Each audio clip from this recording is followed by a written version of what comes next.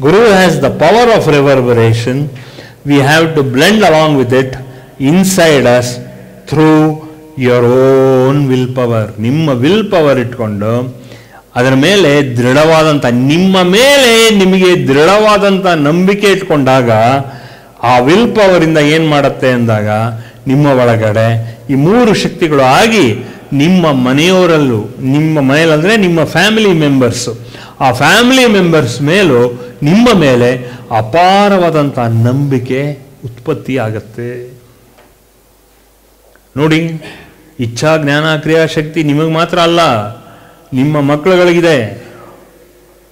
ಆ ಇಚ್ಛಾ ಜ್ಞಾನ ಕ್ರಿಯಾಶಕ್ತಿ ಅವ್ರಿಗೇನಾಗುತ್ತೆ ಅಂದರೆ ಅವರ ವಿದ್ಯಾಭ್ಯಾಸ ಜೊತೆಗೆ ಸೇರಿಕೊಂಡು ಅವರಲ್ಲಿ ಇರೋತಕ್ಕಂಥ ಅವರವರ ಫ್ರೆಂಡ್ಸ್ ಜೊತೆಗೆ ಇರೋತಕ್ಕಂಥ ಒಡನಾಟ, ಅವರ ಸಂಸಾರ, ಅದೆಲ್ಲ ಒಡನಾಟ ಆದಾಗ ಅವ್ರಿಗೂ ಕೂಡ ಇದೆಲ್ಲ ಆ ವಿಲ್ ಪವರಿಂದ ಅವ್ರದ್ದೇ ಆದಂಥ ಮನೋಶಕ್ತಿ, ಅವ್ರದ್ದೇ ಆದಂಥ ದಕ್ಷತೆ ಅದನ್ನೆಲ್ಲ ಇಟ್ಕೊಂಡು ಅವರು ವಿಲ್ ಪವರ್ ಜೊತೆಗೆ ಸೇರಿಸ್ಕೊಂಡಾಗ ಅವರು ಕೂಡ ತುಂಬ ಪ್ರಶಸ್ತವಾಗಿ ಇರ್ತಾರೆ. ಯಾವಾಗಲೂ ತಿಳ್ಕೊಳ್ಳಿ, the power of silence will bring out the power of ಇಚ್ಛಾ ಜ್ಞಾನ ಆ್ಯಂಡ್ ಕ್ರಿಯಾಶಕ್ತಿ. ಅದಕ್ಕೆ ಒಂದು ನಿಮಿಷ ನಾವು ದೇವಸ್ಥಾನಕ್ಕೆ ಹೋಗಿ ಅಲ್ಲಿರೋ ಸೇವೆಗಳು ಮಾಡಿದಾಗ ನಮ್ಮ ಅಹಂಕಾರ ಹೋಗುತ್ತೆ, ಹಾಗೂ ನಮ್ಮ ಒಳಗಡೆ ಇರೋ ಇಚ್ಛಾ ಜ್ಞಾನ ಕ್ರಿಯಾಶಕ್ತಿ ಎದ್ದೇಳುತ್ತೆ. ಎದ್ದೇಳಿದಾಗ ನಮ್ದೆಲ್ಲವೂ ಈ 9, 10, 11ನೇ ತತ್ವಗಳು ನಮ್ಮ ಒಳಗಡೆ ಕಾರ್ಯಸಿದ್ಧಿಗೆ ಕರ್ಕೊಂಡು ಬಂದಾಗ ನಮ್ಮಲ್ಲಿ ಇರೋತಕ್ಕಂಥ ಅಜ್ಞಾನ, ಭಯಾನೋಜ್ಞಾನ ತೊಲಗತ್ತೆ, ಕಾನ್ಫಿಡೆನ್ಸ್ ಬರುತ್ತೆ.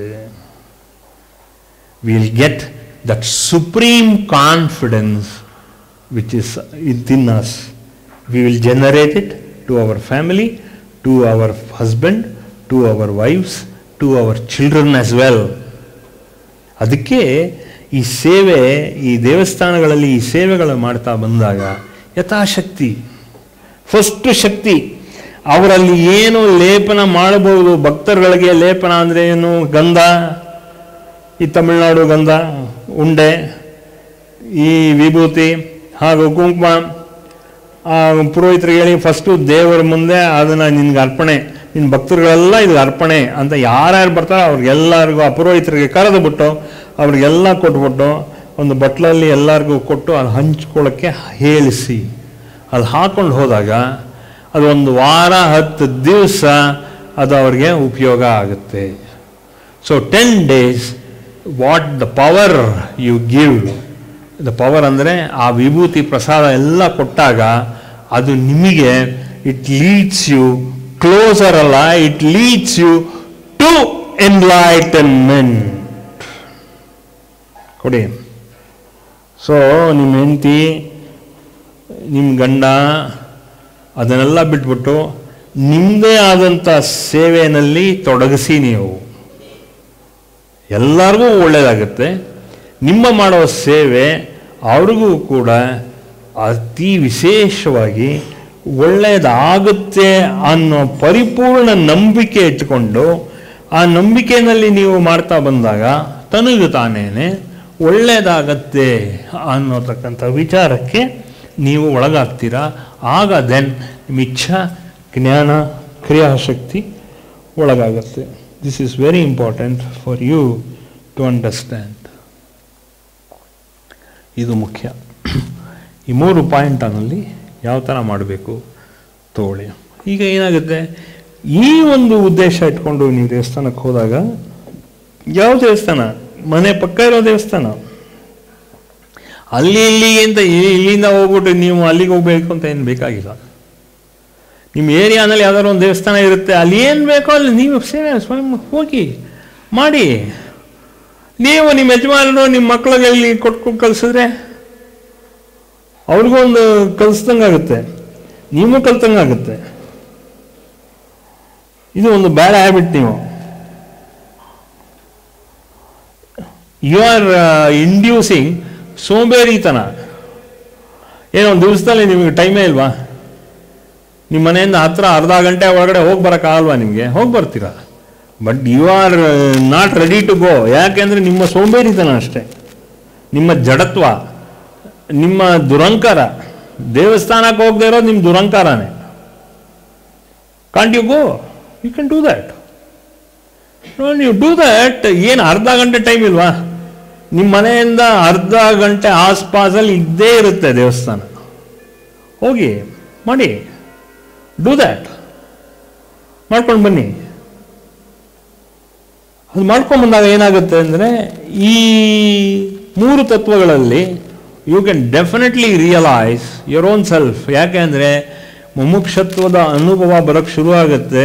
ಆ ಮುಮುಕ್ಷತ್ವದ ಅನುಭವ ಬರೋಕ್ಕಾದರೆ ನಿಮ್ಮ ದೇವಸ್ಥಾನ ಪ್ರಾರಂಗದಲ್ಲಿ ಒಳಗಡೆ ಆ ರೀತಿ ನಿಸ್ವಾರ್ಥವಾಗಿ ಮಾಡಬೇಕು. ಇಲ್ಲಾಂದರೆ ನಾನು ವಿಭೂತಿ ಕೊಟ್ಟೆ, ನಾನು ಕುಂಕುಮ ಕೊಟ್ಟೆ, ನಾನು ಶ್ರೀಗಂಧ ಕೊಟ್ಟೆ, ಇದೆಲ್ಲ ಕತೆ ಬದನೆಕಾಯಿ ಎಲ್ಲ ಬೇಡ. ಇದೆಲ್ಲ ನೀವೇನು ಹೇಳ್ಕೊಳ್ಳೋ ವಿಚಾರ ಅಲ್ಲ. ಇದು it's a part of you. ನೀವು ಶರ್ಟ್ ಹಾಕ್ಕೊಳ್ತೀರಲ್ಲ, ಆ ಶರ್ಟ್ ಹಾಕೋಬೇಕಾದ್ರೆ ಕೈ ಕಾಲು ಅಲ್ಲಾಡಿಸ್ಬೇಕಲ್ಲ, ಕೈ ಒಳಗಡೆ ಹೋಗ್ಬೇಕಲ್ಲ. ಸೀರೆ ಉಟ್ಕೋಬೇಕಾದ್ರೆ ಸೀರೆ ಉಟ್ಕೊಳಕ್ಕಾದ್ರೂ ನಿಮ್ಮ ಸೊಂಟ ನೆಟ್ಟಿಗಿರ್ಬೇಕಲ್ಲ, ಸೊಂಟ ಗಟ್ಟಿಗಿರ್ಬೇಕಲ್ಲ ಅಲ್ವಾ? ಮತ್ತಿನ್ನೇನು? You know how to dress yourself. Don't you know how to dress God? Today I am told you, I am telling you how to go and do alankara to God.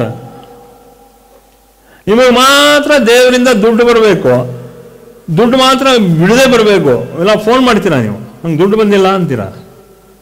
ಹೆಂಗ್ರಿ ಕೊಡ್ತಾನೆ ದೇವರು ನಿಮಗೆ ದುಡ್ಡು? If I were God I won't let you to enter my ಖಜಾನ. ಈ ತತ್ವ 11. ಜಯ ಮಾತಾ, ಜಯ ಗುರುದೇವ್. ಎಸ್, ಜಯ ಮಾತಾ. ತತ್ವ 11. Guru has the power of reverberation. ಒಂದು ನಿಮಿಷ. Guru has the power of reverberation ಅಂದರೆ ಅರ್ಥ ಏನು? ಕನ್ನಡದಲ್ಲಿ, ಇಂಗ್ಲೀಷಲ್ಲಿ, ಯಾನಾರು ಸರಿ ಭಾಷೆನಲ್ಲಿ ಹೇಳಿ. Reverberation, guru has the power of reverberation. So what do you understand? Reverberation is the echo effect. Whatever Guruji says, it reverberates, andre that it is continuously playing within the devotees or the disciples' mind. Yes. ಒಂದು ನಿಮಿಷ. So ಅಂದರೆ ಅರ್ಥ ಏನು? ಪರಮಾತ್ಮ ಏನು ಹೇಳಿದ್ದಾನೋ ಆ ಪರಮಾತ್ಮನ ವಾಕ್ಯ, ವೇದವಾಕ್ಯ, ಅದು ಗುರುವಿಂದ ಆಗಾಗ ಪುನರ್ಚೈತನ್ಯಗೊಳ್ಳುತ್ತೆ. What the guru has discoursed or what the guru has said about ಮಹಾವಾಕ್ಯಗಳು. ಸೊ ಆಲ್ ದ ಮಹಾವಾಕ್ಯಸ್ have come from a source. ಆ ಸೋರ್ಸ್ ಏನು? ದೇವರು. ದೇವರು we have not seen, God we have not seen, but we have seen God in the form of Guru ಅನ್ನೋದು ನಾವು ತಿಳ್ಕೋಬೇಕು. The point here is we have not seen God, we have only felt God, but we have not seen God at all, but we have felt God through a Guru. So Guru is that 11th principle. ಹೇಳಿ. Guru is the power of reverberation. Yes. Whatever is the Vedavakya of the God is spoken through the Guru. Is not spoken. It is spoken through the Guru. Okay, fine. Continue. In the form of vibrations. In the form of vibration. And those vibrations along with the word will get etched in the heart and in the brain. Continue.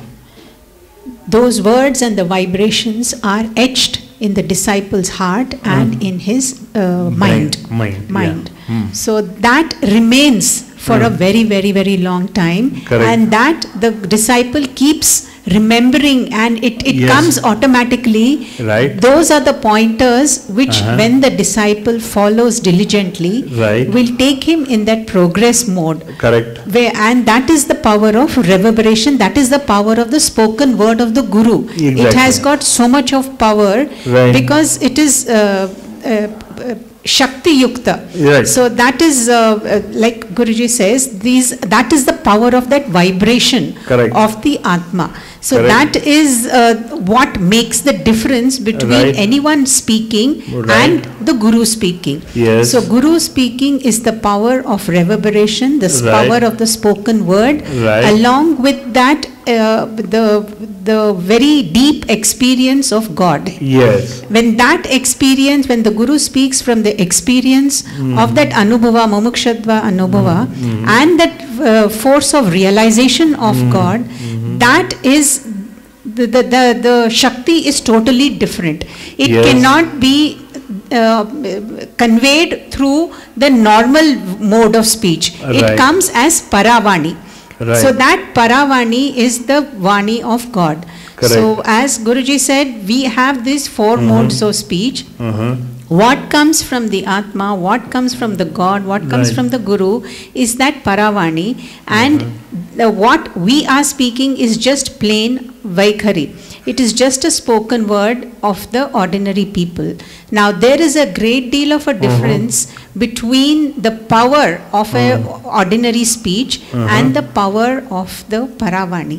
Right. So that is the power of reverberation which causes that ripple effect in the minds of the devotees.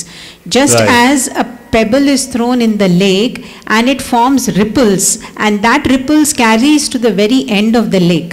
The same way, the Guru's word is so power packed, and it is so vibration, the strength of vibrational power, that it causes ripples in the devotee's mind, and that ripples is the one that removes all the kinds of illusions, all the kinds of fears, all the kinds of ignorance which is present. So that ripple effect is the one which causes each at different levels.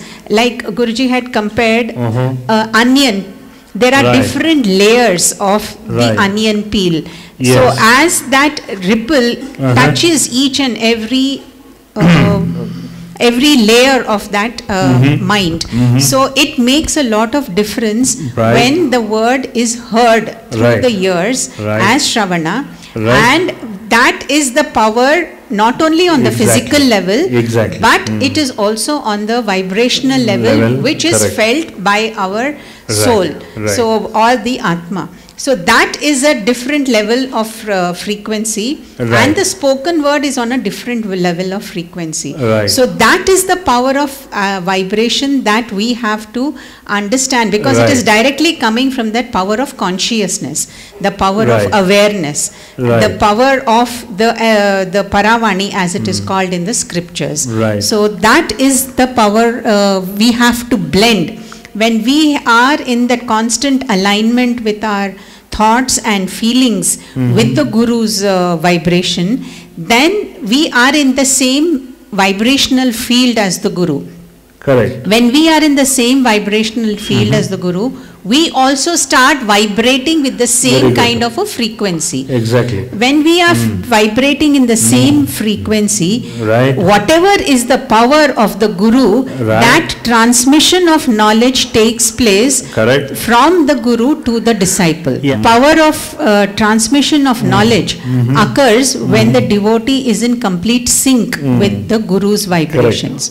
So then that reverberation, first of all, it is heard only as a word. Correct. Then it is felt as the echo effect. Yes. When one That speaks, echo effect is Madhyama.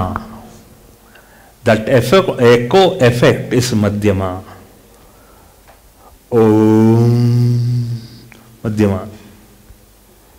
ವೈಖಾರಿ ಸಾಮಾನ್ಯವಾಗಿ ಮಾತಾಡೋದು ವೈಖಾರಿ. ಪರ ಮನಸ್ಸಿನಲ್ಲಿ ಶುರು ಮಾಡೋಕ್ಕೆ ಮುಂಚೆ ಆ ಪ್ರಾರ್ಥನೆ ಮಾಡ್ತೀವಲ್ಲ, ಅದು that is that. Okay, continue. also as the masters are in the mode of silence.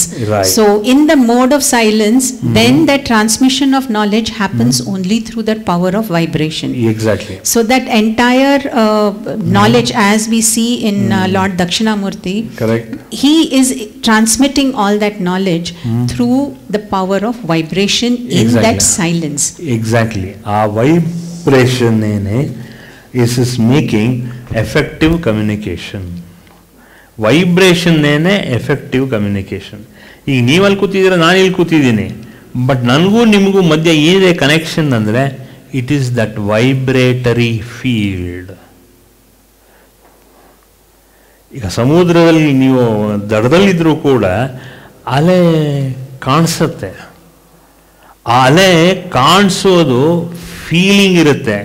ಆ ಫೀಲಿಂಗ್ ಏನಂದರೆ ಸ್ವಲ್ಪ ಸೂಕ್ಷ್ಮದಲ್ಲಿದ್ದಾಗ ಅಲೆ ಹೋಗ್ತಾ ಇರೋದು, ಆ ಅಲೆ ಬಡಿತಾ ಇರೋದು ದಡಕ್ಕೆ, ಅಥವಾ ಅಲೆ ಅಲ್ಲಿ ಎದ್ದೇಳೋದು, ಹಾಗೆ ಅದು ಶಮನ ಆಗೋದು, ಅದು ಒಂದು ಫೀಲಿಂಗ್ ಕೊಡುತ್ತೆ, ಆನಂದ ಅನ್ನೋ ಫೀಲಿಂಗ್ ಕೊಡುತ್ತೆ.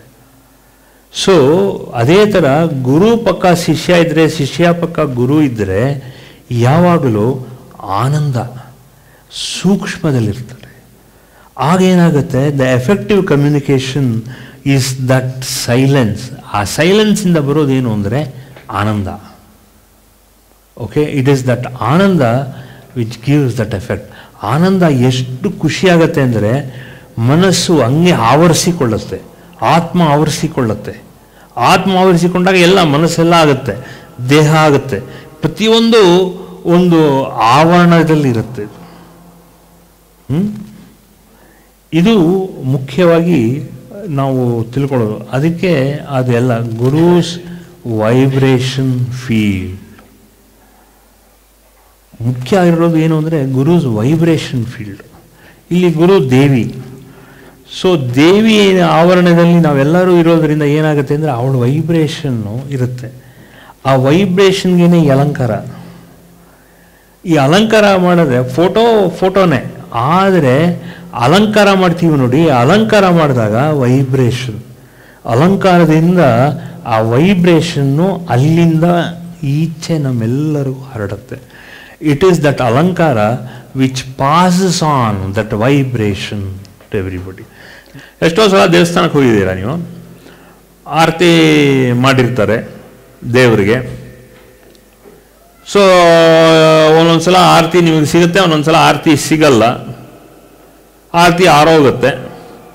ಮತ್ತೆ ಪುರೋಹಿತರಿಗೆ ಏನಾದ್ರು ಒಳ್ಳೆ ಮೂಡ್ ಇದ್ರೆ, ಒಳ್ಳೆ ಇದಿದ್ರೆ, he will again do one more Aarti and give it to you. ಎಷ್ಟು ಸಲ ಅವನು ನಿಮಗೋಸ್ಕರ ತೊಗೊಂಡು ಮಾಡಿರ್ತಾನೆ, ಎಷ್ಟು ಸಲ ನಿಮಗೋಸ್ಕರ 5 ನಿಮಿಷ ಬಿಟ್ಕೊಂಡು ಮಾಡ್ತಾನೆ ನಿಮಗೆ. That is how God's grace should be prapti to you. All this is your birthright. ಇದನ್ನೇ ಪ್ರಾಪ್ತಿ ಅನ್ನೋದು. Each person is enlightened because he is not aware because of his ignorance and because of his ಅಜ್ಞಾನ. ಏನು ಸಾಧು ಸಂತುಗೆ ಮಾತ್ರ ಎನ್ಲೈಟನ್ಮೆಂಟಾ? ಕಾವಿ ಹಾಕೊಳ್ಳೋದು ಅದಕ್ಕೇನಾ? No, ಕಾವಿ ಹಾಕೊಳ್ಳೋದು ಸರ್ವಿಸ್ಗೆ. Okay, good. ಜಯ ಮಾತಾ. ಇಚ್ಛಾ ಜ್ಞಾನ ಕ್ರಿಯಾಶಕ್ತಿ ಪ್ರಾಪ್ತಿರಸ್ತು, ವಿದ್ಯಾಬುದ್ಧಿ ಜ್ಞಾನ ಸಿದ್ಧಿರಸ್ತು ಪ್ರಾಪ್ತಿರಸ್ತು, ದೀರ್ಘ ಆಯುಷ್ಮಾನ್ ಭವ, ದೀರ್ಘ ಸುಮಂಗಲೀ ಭವ, ಪುತ್ರ ಪೌತ್ರ ಅಭಿವೃದ್ಧಿ ಪ್ರಾಪ್ತಿರಸ್ತು ಸಿದ್ಧಿರಸ್ತು, ನಿಮಿಷಾಂಬ ಕೃಪಾ ಕಟಾಕ್ಷ ಸಿದ್ಧಿರಸ್ತು ಪ್ರಾಪ್ತಿರಸ್ತು, ದೀರ್ಘ ಆಯುಷ್ಮಾನ್ ಭವ. ಜಯ ಮಾತಾ. ಒಳ್ಳೆಯದಾಗಲಿ.